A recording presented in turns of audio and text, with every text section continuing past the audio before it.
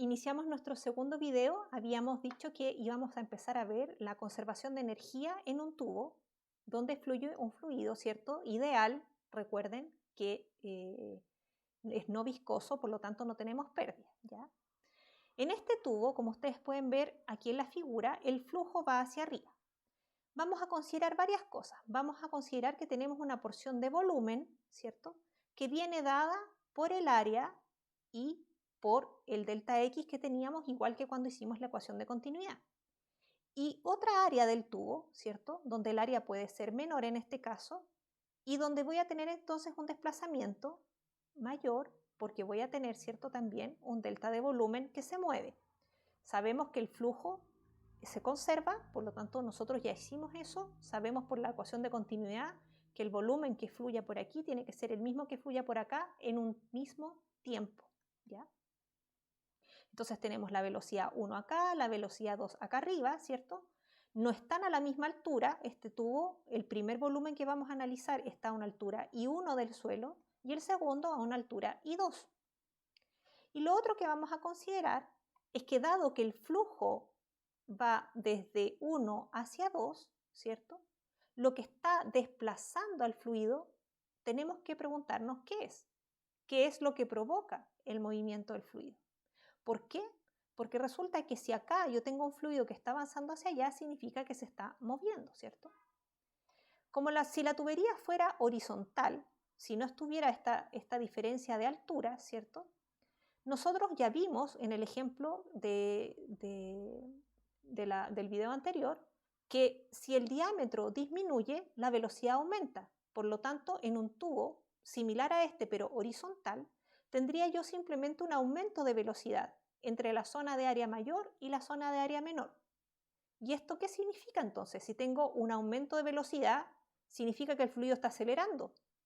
Y esto yo ya lo sé desde hace varias clases atrás. Si algo está acelerando, significa que existe una fuerza entonces. Veamos qué pasa aquí. Si en el caso que estamos considerando más encima pasamos de una altura I1 a una altura I2 mayor, entonces también cambia su energía potencial gravitatoria, porque muy fluido será, pero todo lo que aprendimos para partículas sigue siendo válido para un montón de partículas que es en el fondo un fluido, ¿de acuerdo? Entonces podemos calcular, igual que habíamos hecho en nuestras clases de trabajo y energía, el trabajo que hace el propio fluido sobre cada una de las porciones que vamos a analizar, ¿ya? ¿Cuál es la idea? La idea es que si este disco rosado se está desplazando, ¿cierto?, si el flujo está moviéndose así, bueno, es el fluido que está detrás de él, es decir, el fluido que está en esta parte de aquí, la que lo está en cierta forma empujando, ¿cierto? Y por lo tanto, aquí hay una presión que se está ejerciendo por el fluido que está antes de este volumen rosado, ¿cierto? Y por lo tanto hay una fuerza que será igual a la presión por el área, tal como lo vieron en el video de hidrostática. Por el otro lado, tenemos un fluido que avanza también hacia allá, pero ese fluido que avanza hacia allá está desplazando a su vez al fluido que está más adelante de él, ¿sí? Y el fluido que está más adelante de él, al que él está empujando en buena medida, ¿cierto?, ejerce una presión también sobre este volumen que está acá arriba. Y por lo tanto, ejerce una fuerza que será igual a la presión 2, a la que yo me encuentre en el fluido que está más allá del volumen que estoy analizando, por el área de este disco que es A2. ¿De acuerdo? Entonces ahora vamos a hacer lo que nosotros sabemos hacer muy bien y que es calcular el trabajo hecho sobre este volumen de fluido. En primer lugar vamos a considerar un W1, ¿cierto?, en esta parte de acá abajo. Y diremos, bueno, eso es F1 por delta X1, que habíamos dicho que era esto que avanzaba, por coseno de 0. ¿Por qué por coseno de 0? Porque la fuerza está en la misma dirección del desplazamiento del fluido, ¿de acuerdo? Vamos a tener acá arriba un W2, que será esta fuerza 2, ¿cierto?, por delta X2 por coseno de 180 en este caso. ¿Por qué? Porque el fluido avanza hacia allá, ¿cierto?, pero la fuerza es la que se opone al avance, por lo tanto la fuerza apunta hacia el otro lado y es coseno de 180. Recordemos entonces que la fuerza en este caso va a ser la presión del fluido por el área transversal, ¿cierto?, por el desplazamiento delta X1 y por lo tanto será la presión por un delta V, por un delta de volumen, ¿sí? En el caso del trabajo 2, de ahí arriba, será exactamente lo mismo, pero como era coseno de 180, porque se desplaza en la dirección opuesta a la fuerza, será menos P2 por delta V. Por lo tanto, el trabajo total que realiza el fluido sobre esta porción de fluido que está acá al medio, ¿cierto? Será P1 menos P2 por delta V. Nosotros sabemos que el trabajo total que aparece en este sistema que estamos analizando será el trabajo que realiza el fluido, ¿cierto?, sobre otra porción de fluido, más el trabajo que realiza el peso. ¿Por qué está el peso aquí? Bueno, porque resulta que esto está pasando de una altura a otra, así es que el peso sí está realizando un trabajo.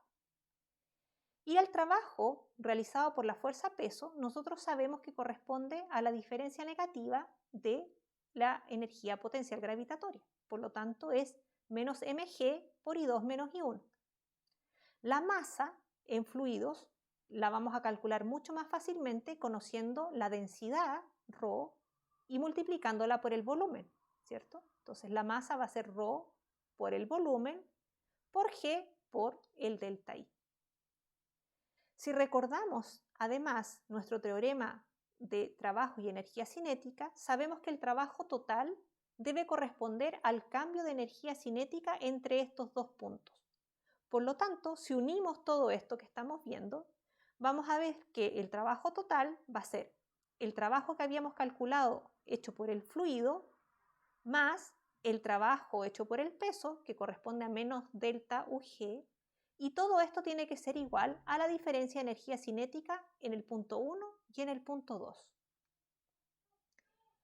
En este caso, ustedes se fijan que no hay ninguna fuerza disipativa. ¿Por qué? Porque estamos trabajando con un fluido ideal que no tiene roce porque no es viscoso. ¿De acuerdo? Entonces, ¿cuánto vale el delta K? 1/2 por m por v2 cuadrado menos v1 cuadrado, ¿cierto? Ya dijimos que la masa la íbamos a trabajar en general como ρ por delta V, por lo tanto la expresión queda como figura aquí. Y si unimos el todo, lo que vamos a tener es esta expresión que aparece acá abajo, donde tenemos la diferencia de presiones, donde tenemos un componente que tiene que ver con las alturas y un componente que tiene que ver con la diferencia de velocidades o la diferencia de energía cinética en este caso. Si nosotros reordenamos esto, ¿ya? Primero vamos a dividir por delta V, porque vemos que este delta V aparece en cada uno de los términos, por lo tanto dividimos por delta V y reordenamos, ¿de acuerdo? Y lo que nos queda es esta ecuación que está encuadrada en este marco. Esta ecuación es una ecuación importante, porque si ustedes se fijan, lo que nos dice es que la presión en 1 más ρ por g por la altura en 1 más la energía cinética más 1/2 por ρ por v1 cuadrado, ¿sí?, será igual a estos mismos términos, pero evaluados en el punto 2. ¿Ya? Y esto es lo que se conoce como la ecuación de Bernoulli, que escrita de una manera más simple, lo que me dice es que la presión más ρ por g por i o por h más 1/2 por ρ por v cuadrado es una constante. Por lo tanto, yo puedo tomar estos valores, ¿sí?, y evaluarlos en los distintos puntos de un ducto y voy a encontrar el mismo valor. ¿De acuerdo? Esto es producto de haber analizado la conservación de energía en el movimiento de un fluido ideal en un ducto. Dense cuenta que si el tubo es horizontal, por ejemplo, esta altura va a ser 0. Perdón, si el tubo es horizontal, ¿cierto?, van a tener que, y tiene el mismo diámetro, ¿sí?, la velocidad por la ecuación de continuidad no varía, ¿ya? Entonces, al tener el mismo tubo horizontal, ¿cierto?, con la misma altura y no tener cambios de diámetro, van a tener la misma velocidad. Por lo tanto, lo que van a recuperar, ¿cierto?, es que las velocidades van a desaparecer y van a tener P más ρ GI o ρ GH igual a constante. ¿de acuerdo? Que era lo que habían visto con hidrostática. Veamos un ejemplo para que nos quede más claro esto. En este ejemplo vamos a analizar un instrumento de medida que es el tubo de Venturi. El tubo de Venturi es un elemento que se utiliza para medir, por ejemplo, la velocidad de un flujo en un ducto. Es un tubo en el cual se hace circular un fluido, ¿cierto? Y que tiene una parte donde se reduce el diámetro, como se ve aquí. Tiene un área A1 en un lado y tiene un área A2 en la parte donde se ha disminuido el área. Y se puede medir entonces la presión en la zona de menor área y la presión en la zona de mayor área. En este caso circula agua, ¿ya? Y la densidad es de 1000 kilos por metro cúbico.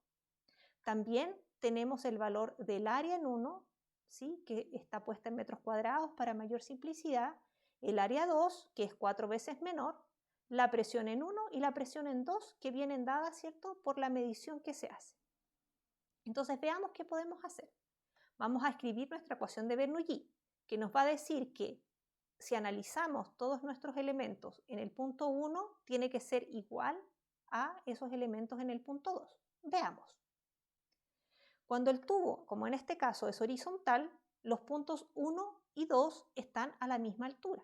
Por lo tanto, la ecuación se simplifica porque I1 e I2 son iguales, ¿ya? Por lo tanto, los puedo simplificar de la ecuación.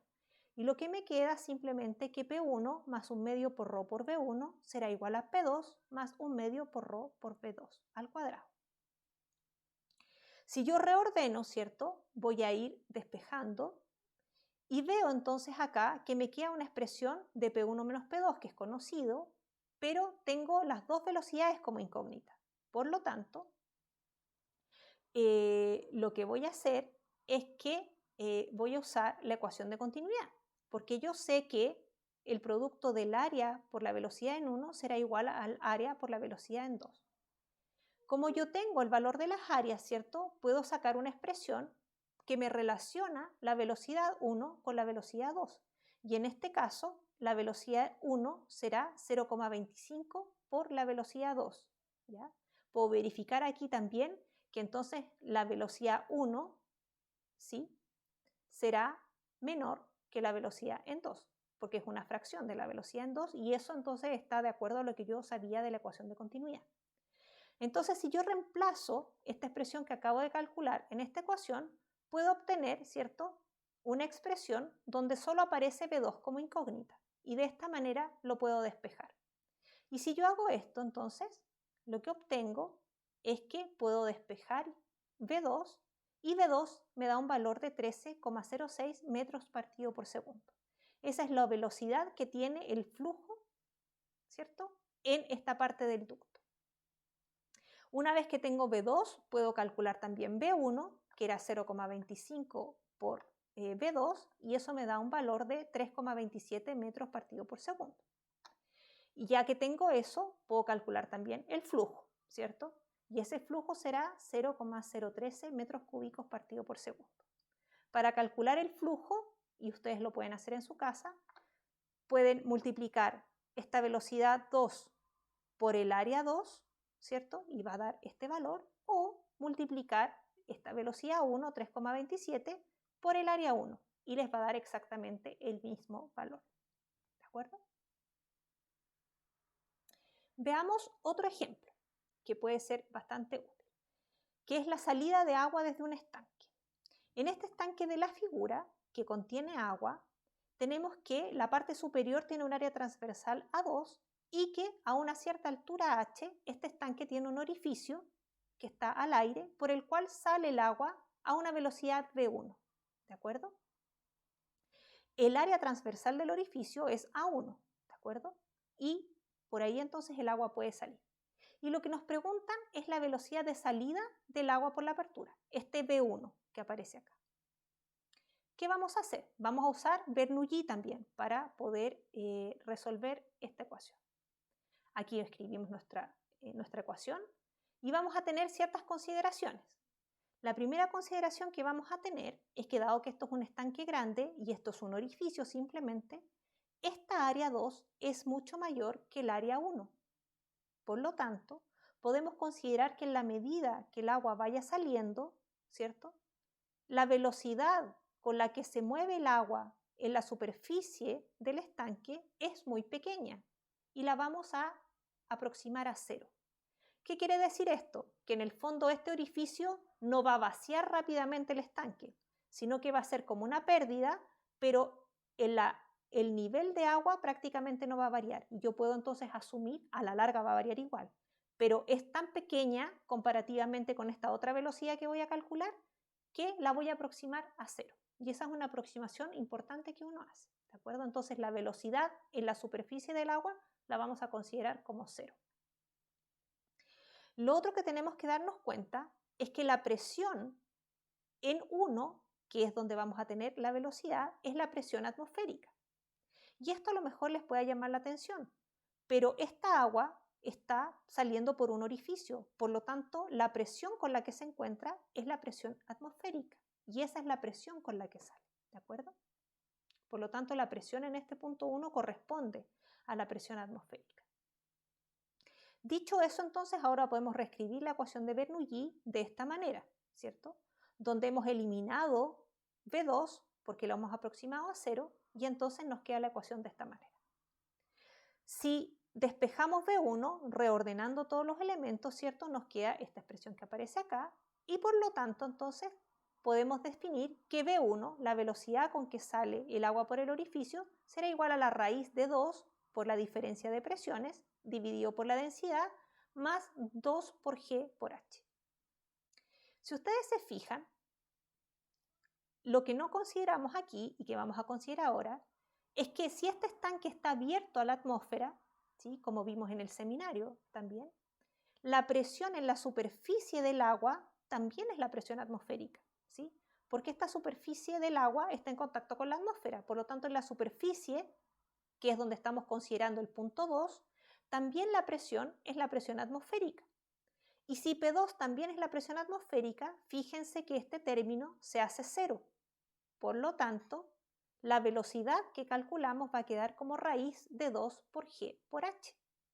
Y esa velocidad es la misma velocidad que tendría un objeto en caída libre desde una altura h, ¿ya?, que es lo que hemos visto desde las clases de dinámica, ¿sí? Entonces, cuando tenemos este tipo de sistemas, vemos que la velocidad con que sale es exactamente la misma que si hubiéramos calculado un objeto en caída libre desde una altura h, que es la altura, ¿cierto?, a la que está el orificio. Y este hecho se conoce como la ley de Torricelli. ¿Ya? Entonces, para resumir lo que hemos visto de Bernoulli, aquí está la ecuación, tenemos que lo que es constante entonces en un tramo del ducto que yo elija es la presión más la energía cinética por unidad de volumen más la energía potencial gravitatoria por unidad de volumen. Lo que dice Bernoulli entonces es que la suma de estas tres cosas es constante en cualquier punto del ducto que yo me ponga. La consecuencia de esto es que, por ejemplo, yo sé por continuidad que cuando yo tengo una restricción del área, como la que tengo aquí, una cintura, el tubo se achica, ¿cierto?, voy a tener un área menor. Por lo tanto, voy a tener una velocidad mayor que la que traía, ¿cierto? Si el área disminuye, la velocidad aumenta. Y por Bernoulli yo sé que cuando la velocidad aumenta, la presión interna del fluido tiene que disminuir. Si nos fijamos aquí en nuestra ecuación, si yo estoy, por ejemplo, en un tubo horizontal, voy a tener la misma energía potencial, así que de esa no me preocupo. Pero si yo aumento la velocidad, ¿sí?, en una parte, para poder mantener la función constante en otra parte, ¿cierto?, la presión ahí tiene que ser menor que donde la velocidad es menor, ¿cierto? Es decir, si en un lado tengo menos velocidad, voy a tener más presión, ¿sí? Y si la velocidad aumenta, entonces eso va a significar que la presión disminuye. Y eso a veces puede parecer como contraintuitivo, porque uno dice, pero ¿cómo? Si voy más rápido, como que, oh, eso significará más presión. Pero no. Una manera de que puede hacerse más claro en las cabezas cuando uno lo piensa, es que si la presión aquí, ¿cierto?, fuera mayor, este fluido con velocidad V1 no llegaría nunca a tener una velocidad mayor porque estaría yendo hacia zonas de presiones mayores. Por lo tanto, esto no es posible. Sin embargo, si yo considero que la presión en 1 es mayor que en P2, ¿cierto? Es como si el fluido estuviera empujándose, ¿cierto? Y por lo tanto acelerándolo, generando, ¿cierto? Esta velocidad V2. Si lo recordamos desde el trabajo, también significa, ¿cierto?, que el trabajo que estoy haciendo desde acá va a generar un cambio de velocidad y que va a implicar, ¿cierto?, una presión menor acá. Entonces, todo eso nosotros tenemos que unirlo y ver entonces que por continuidad la velocidad va a aumentar, ¿sí?, en esta parte del ducto, pero si analizo por Bernoulli, ese cambio de velocidad implica también una disminución de presión. Hasta ahora hemos visto solo fluidos que son no viscosos, ¿ya? Y hemos entonces aplicado la ecuación de Bernoulli que la dedujimos para fluidos que no tienen pérdidas, ¿cierto? Donde no hay pérdidas por roce interno. Ahora vamos a ver qué pasa con los fluidos que no son ideales, que sí tienen una viscosidad. Y vamos a definir lo que es la viscosidad en el video siguiente.